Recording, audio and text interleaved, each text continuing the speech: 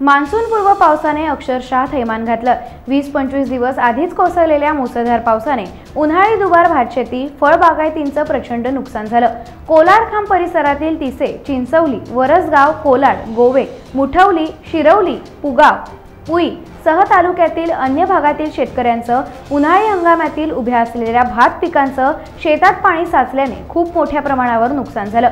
शेतकऱ्यांच्या हातातोंडाशी आलेल्या घास, मोत्यासारख्या कणीस आदी अवकाळी पावसामुळे नुकसान झालं होतं। त्यात अधिकच त्याला जोडूनच 3 दिवस धुवाधार पाऊस कोसळल्याने येथील शेतकऱ्यांचं नुकसान झालं होतं।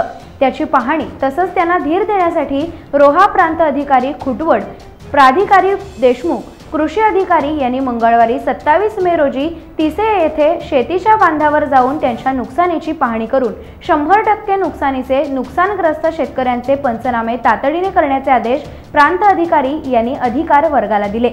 तर हे भात काढणीला आलेलं होतं आणि अचानक अवकाळी पाऊस आणि लांबलेला पाऊस पण लांबला आणि अचानक मोसमी पाऊस पण सुरू झाला।